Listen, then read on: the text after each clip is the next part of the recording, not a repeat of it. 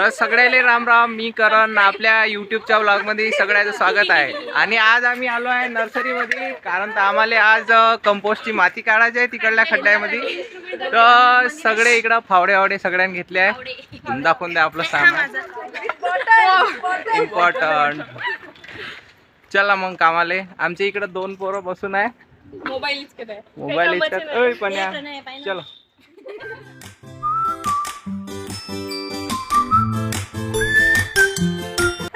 काय सांग काही. हा आपण आता काय साईड चाललोय. आता आम्ही हार्वेस्टिंग करायला चाललो. हिच्यासाठी पण असा कॅमेरा खाली करा लागते, कारण हिची हाईट नाही तेवढी, मी दिसत नाही. पहा मित्र, असं मजुरासारखं कॉलेजमध्ये काम करायला लागते आम्हाला. आता ही चाळणी घेऊन चाललोय तिकडे, कारण तर आम्हाला ते कंपोस्टची माती गाळून काढायची आहे. आम्हाला असं काम करावं लागते, पाहून घ्या. तेव्हा हे गड्डे आमच्या सिनियरनं केले होते मागल्या वर्षी. त्याच्यामध्ये म्हणजे वेगवेगळे ते कंपोस्ट टाकले होते, पाला हे ते टाकलं होतं याच्यामध्ये. तर हे आम्ही हार्वेस्ट केले. आता अजून 3-4 गड्डे बाकी आहेत, ते करणं चालू आहे. गाळल्यानंतर याच्यामध्ये चांगला कंपोस्ट निघते, 1 नंबर म्हणजेच खत निघते. तर तसं सांगायचं झालं तर आमच्या मॉड्यूलमध्ये पाहून घ्या, हे असे फक्त 4च पोरं आहो आम्ही आमच्या ग्रुपमध्ये. बाकी तर पूर्ण पोरींचाच बाजार आहे. हे तुम्ही पाहू शकता. हमारी छोरिया छोरो से कम आहे के, पोरींचंच काम आहे हे. तर तसं आम्ही आज एक गोष्ट ठरवली आहे का आम्ही आता बिलकुल इंग्लिशमध्येच बोलणार मॉड्यूलमध्ये. तर पाहू आता कोण कोण किती इंग्लिश बोलते.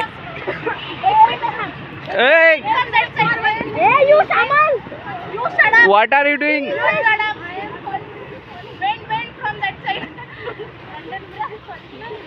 Guys, don't do these disgusting things. You have to be properly a student. So much work to do. There are so much work to do. We have to complete it. आज Mane sir थोडं पाणी आलं. तसे Mane sir आमचे इंग्लिशचे teacher होते. चला आता हे पाहून घ्या, नेमकं कंपोस्ट बनवताना मातीमध्ये बदल का होते. पहिलेची माती जे कडक राहते, तर नंतर पहा कशी अशी पोरस होऊन जाते, म्हणजे पोरोसिटी वाढते, म्हणजे छिद्र दिसून राहिले ना, त्याच्यामध्ये हवा पास होते, चांगली हवा खेळती राहते. आणि पिकाच्या चांगल्या वाढीसाठी ते हे कंपोस्ट लईच चांगला आहे. चला आता टाइमपास लईच झाला म्हणलं, तर इकडं मग थोडंसं काम बी करून टाकावं. तर रप इकडं मग मी उकरून देऊन राहिलो. आता बाकीचं पोरी पाहून घेतील. तेव्हा अशा मग मुली थकून जाते, मग आम्हालाच काम करावं लागते इथं. चला इकडं काम करता करता आम्हाला एक नवीन सोबती बी भेटून गेला. आत्ताच ताजाच गड्ड्यामधून काढला आहे त्याले. ते ह्या होय आमचा लाडका बेडू. ज्याले पाहसाठी इकडं मुलींची पार गँगच जमा झाली आहे.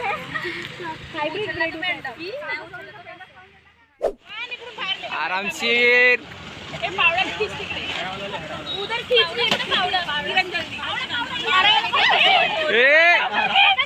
पडली रे.